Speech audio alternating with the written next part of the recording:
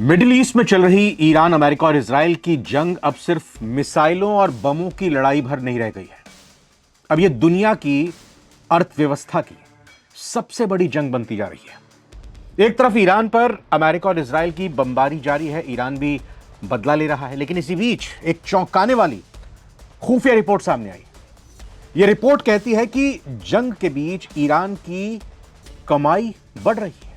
जी हां, जहां दुनिया के कई देश इस युद्ध से आर्थिक नुकसान झेल रहे हैं, तेल और गैस को लेकर हाहाकार मचा है, वहीं ईरान ने हॉर्मुज स्ट्रेट, हॉर्मुज जल डमरू मध्य को अपनी ताकत बना लिया है। और यही वजह है कि इस रिपोर्ट ने डोनाल्ड ट्रंप और बेंजामिन नेतन्याहू की चिंता बढ़ा दी है कि ईरान को नुकसान होने के बजाय यह तो फायदा हो रहा है, वो तो हमारे खिलाफ और लंबी लड़ाई लड़ेगा, हम तो नुकसान में जा रहे हैं, न सिर्फ युद्ध में बल्कि कमाई में भी। तो आज हम आपको बताएंगे ईरान को युद्ध से कैसे आर्थिक फायदा हो रहा है, कौन कौन से देशों को इस जंग से फायदा मिल रहा है, किन देशों को भारी नुकसान उठाना पड़ रहा है, भारत पर कितना बड़ा खतरा है, क्या फायदे नुकसान है, और पाकिस्तान में, जी हां, पड़ोसी पाकिस्तान में गैस पाइपलाइन उड़ाई गई है। जी हां, गैस पाइपलाइन ही उड़ा दी, कहते हैं ना गरीबी में आटा गीला। तो पाकिस्तान की यही स्थिति हो गई है। कैसे नया ऊर्जा संकट पाकिस्तान में खड़ा हो चुका है, शुरुआत करते हैं एक एक करके सभी खबरों की, समझते हैं पूरी कहानी। नमस्कार, बहुत बहुत स्वागत आप सभी का। आप नवभारत टाइम्स देख रहे हैं, मैं रविंद्र सिंह आपके साथ, ये वक्त सारी दुनिया का।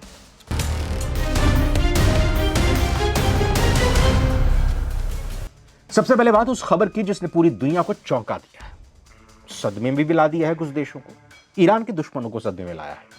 स्ट्रेट ऑफ हॉर्मुज यानी हॉर्मुज जल डमरू मध्य, यह दुनिया का सबसे महत्वपूर्ण तेल मार्ग है। और आज की तारीख में, पहले तो ये सिर्फ ज्योग्राफी के स्टूडेंट्स या जियोपॉलिटिक्स में इंटरेस्ट रखने वालों के लिए ही एक जाना पहचाना नाम था, लेकिन आज की तारीख में हर किचन तक स्ट्रेट ऑफ हॉर्मुज की डेवलपमेंट पर चर्चा हो रही है कि भाई कब ये रास्ता खुलेगा, कब हमारे घर में गैस आएगी, कब हमारी गाड़ी में पेट्रोल डलेगा। दुनिया का लगभग 20% तेल और गैस इसी रास्ते से गुजरता है, भारत का 40%, लेकिन जंग शुरू होते ही यहां से गुजरने वाले जहाजों पर खतरा बढ़ गया है। कई देशों के तेल टैंकर यहां आने से डरने लगे हैं, लेकिन इसी बीच सामने आया कि ईरान के तेल टैंकर लगातार चल रहे हैं। बिल्कुल, रिपोर्ट्स के मुताबिक जंग शुरू होने के बाद भी ईरान रोजाना करीब 1.1 से लेकर 1.5 मिलियन बैरल तेल निर्यात कर रहा है। जी हां, वो एक्सपोर्ट कर रहा है। किसको एक्सपोर्ट कर रहा है बताएंगे। कुछ दिनों में कहा जा रहा है कि आंकड़ा 2 मिलियन बैरल प्रतिदिन से भी ज्यादा पहुंच सकता है। यानी दूसरे देशों का तेल रुक गया, लेकिन ईरान का तेल चल रहा है, दौड़ रहा है। इसका सीधा फायदा ईरान की अर्थव्यवस्था को पहुंच रहा है। अब सवाल यह है कि जंग के बीच ईरान ऐसा कैसे कर पा रहा है। असल में हॉर्मुज स्ट्रेट्स के आसपास ईरान की सैन्य मजबूती है और किलेबंदी पूरी तरह से की हुई है। हमने आपको पहले खबर भी दिखाई थी, आपने और जगह भी हो सकता है इस खबर को देखा होगा। खार्ग द्वीप की जिस तरह से किलाबंदी की हुई है, हॉर्मुज जल डमरू मध्य की भी पूरी तरह से किलाबंदी की हुई है, और इसी वजह से कई विदेशी जहाज यहां आने से डर रहे हैं, बीमा कंपनियां जहाज भेजने से मना कर रही हैं और तेल कंपनियां वैकल्पिक रास्ते ढूंढ रही हैं। लेकिन ईरान के टैंकर, तेल टैंकर अपने ही इलाके में सुरक्षित रहते हुए निकल रहे हैं। कुछ रिपोर्ट्स में कहा गया है कि ईरान अपनी शैडो फ्लीट यानी प्रतिबंधित टैंकरों के जरिए तेल भेज रहा है, और यह तेल सबसे ज्यादा जा रहा है चीन। जी हां, रिपोर्ट्स के मुताबिक जंग के बाद भी लाखों बैरल ईरानी तेल चीन भेजा गया है। इसका मतलब साफ है, जंग के बीच भी ईरान की तेल कमाई लगातार चल रही है। अब बात उस रिपोर्ट की जिसने दुनिया के कई देशों की नींद उड़ा दी है। अंतर्राष्ट्रीय एजेंसियों का कहना है कि यह जंग तीसरे विश्व युद्ध से ज्यादा खतरनाक आर्थिक संकट पैदा कर सकती है। कारण है तेल सप्लाई चेन और गैस की किल्लत। रिपोर्ट के मुताबिक जंग की वजह से वैश्विक तेल उत्पादन प्रोडक्शन में भारी गिरावट आई है। कुछ अनुमानों के मुताबिक 8 मिलियन बैरल प्रतिदिन कहा जाए कि उत्पादन घट सकता है, और इसका असर पड़ेगा कहां कहां? पूरे यूरोप पर, एशिया पर, अफ्रीका पर, अमेरिका पर, यानी लगभग इन कॉन्टिनेंट्स के, इन महाद्वीपों के 40 बड़े देशों की अर्थव्यवस्था इस वक्त खतरे में है इस जंग से। लेकिन इस बीच फायदा भी पहुंच रहा है। किसको पहुंच रहा है? ईरान की हमने बात की, ईरान को लेकर और कुछ आपको बताते हैं। सबसे पहला फायदा खुद ईरान को, जैसा हमने आपको बताया, और आगे बढ़ते हुए आपको यह भी बता दें कि ईरान खूब नोट छाप रहा है, कारण तेल की कीमतें बढ़ रही हैं, उसका निर्यात जारी है, चीन को चल रहा है, और वैश्विक ऊर्जा संकट से उसे राजनीतिक तौर पर फायदा भी मिल रहा है, सहानुभूति भी मिल रही है।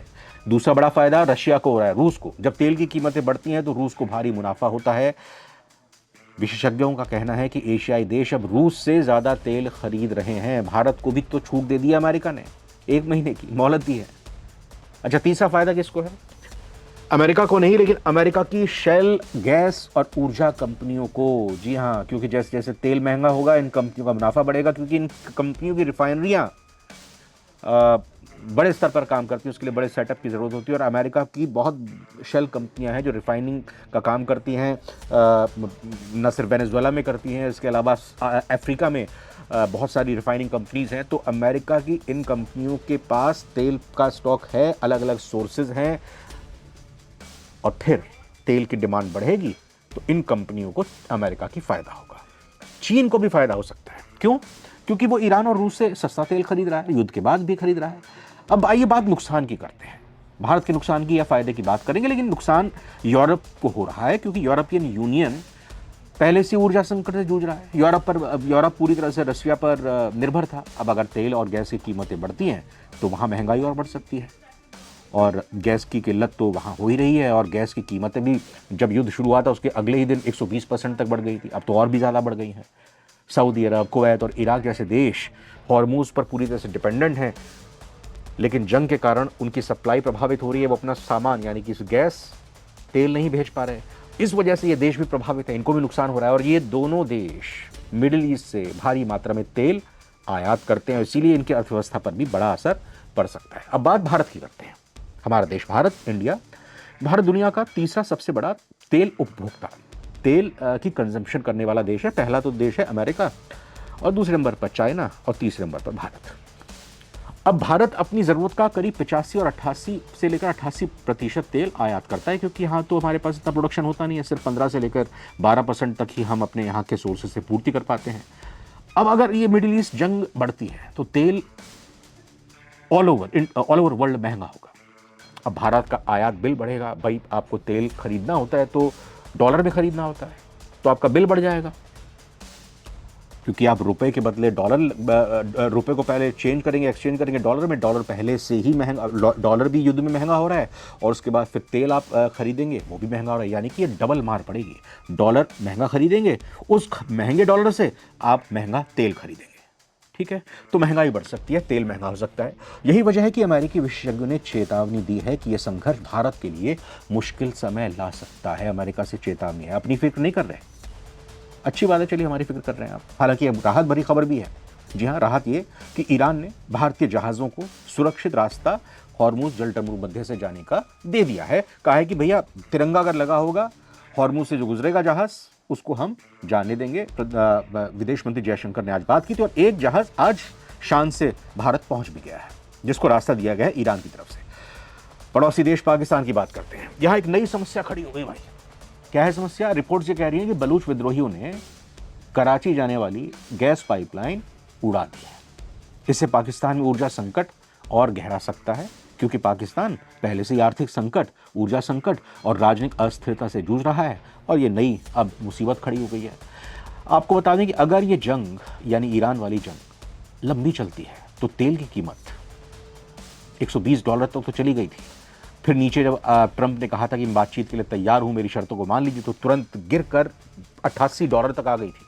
अभी करीब करीब $100 के आसपास चल रही है जब ये वीडियो हम रिकॉर्ड कर रहे हैं, क्योंकि अब हो सकता है कि यही स्थिति बनी और कशमकश जारी रही तो फिर $120 तक भी ये कीमत पहुंच सकती है। और आगे बढ़ते हुए आपको बताएं, कुल मिलाकर ये जंग सिर्फ ईरान, इजराइल, अमेरिका की नहीं रह गई। ये जंग अब बन चुकी है ऊर्जा, अर्थव्यवस्था और शक्ति संतुलन की जंग, जहां ईरान आर्थिक दबाव के बावजूद कमाई कर रहा है, चीन और रूस की रणनीतिक फायदा मिल रहा है, यूरोप और एशिया के कई देश संकट में हैं, और भारत को भी सावधानी उठाने की जरूरत है कुछ राहत के बीच। लेकिन दुनिया की नजर हॉर्मूज पर टिकी है, क्योंकि अगर यहां हालात बिगड़ गए तो पूरी दुनिया की अर्थव्यवस्था की चूलें हिल सकती हैं।